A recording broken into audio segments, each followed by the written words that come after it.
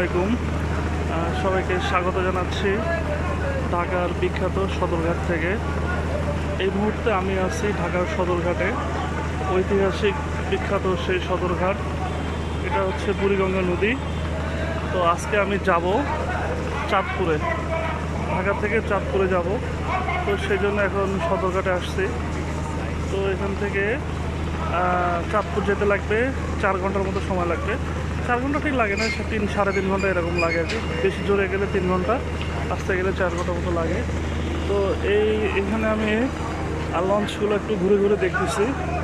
যেমন এই লঞ্চটা যাবে হচ্ছে, এখানে লেখা আছে নিউ, এই যে এটা হচ্ছে নিউ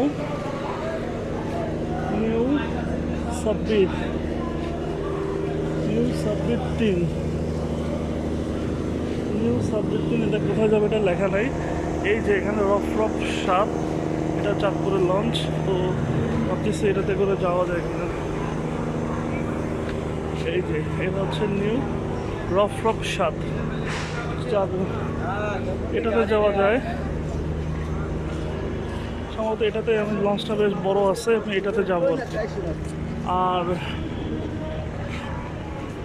চাঁদপুর ঢাকা থেকে বাসেও যাওয়া যায়, বাট একটু মজা করার জন্য আসলে লঞ্চে যাওয়া।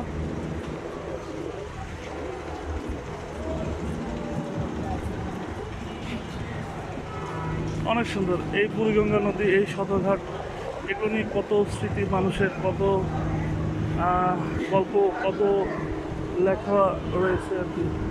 তো আমি এবার আমার কাছে নতুন লাগছে না, কারণ আমি এর আগেও 2বার লঞ্চে গিয়েছি চাঁদপুরে। প্রথমবার যখন এসেছিলাম তখন সদরঘাটে, তখন অনেক বেশি এক্সাইটেড ছিলাম যে প্রথমবার লঞ্চে যাচ্ছি।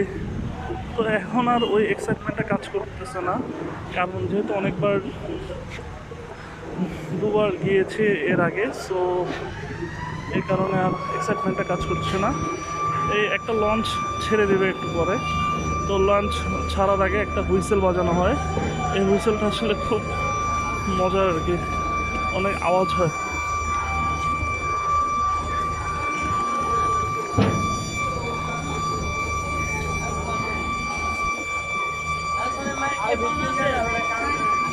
এই যে এখানে আছে সম্ভবত সামনে, এটার পরের যে লঞ্চটা আছে সোনার তরী 2, এভাবে একটা একটা করে লঞ্চ ছেড়ে যায়। তো যাওয়ার আগে এরকম বড় বড় হুইসেল দেয়। তো আমি এই যে এখানে নিচে কতগুলো চেয়ার দেখা যাচ্ছে, এই চেয়ারগুলোর ভাড়া হচ্ছে চাঁদপুর পর্যন্ত।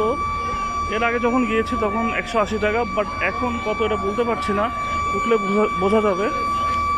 আর কেবিন ভাড়া এরকম 600-700 এরকমই নেই। এসি কেবিন আছে, নন এসি কেবিন আছে।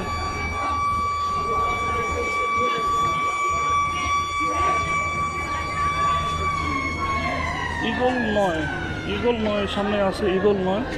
এই ইগল 9 লঞ্চটা ছাড়বে এই সদরঘাট। তবে আমার কাছে মনে হয় এখন যাত্রীর পরিমাণ অনেক কমে গেছে, কারণ পদ্মার ব্রিজ করার কারণে সবাই পদ্মা ব্রিজ দিয়ে বেশিরভাগ আসা যাওয়া হয়। তো যার কারণে যাত্রীর সংখ্যা কমে গিয়েছে।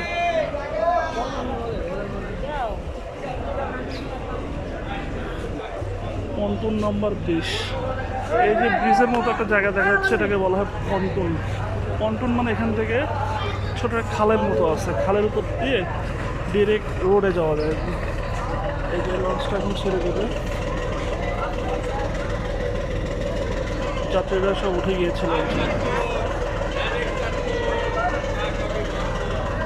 আমি এটাতে যাবো না,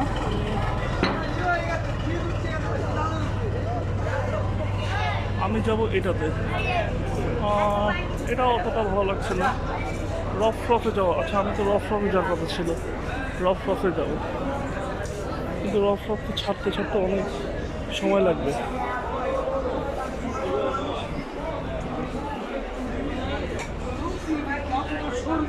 হ্যাঁ ভাই ও বোনেরা চলে আসুন। ঠিক আছে, কতক্ষণ ঘোরাঘুরি করে দেখি কোনটাতে যাওয়া যায়। এরপরে আরেকটা ভিডিও নিয়ে আসবো। লঞ্চের ভিতর থেকে। তো এই ভিডিওটা দেখে কেমন লাগলো সবাই কমেন্ট করে জানাবে।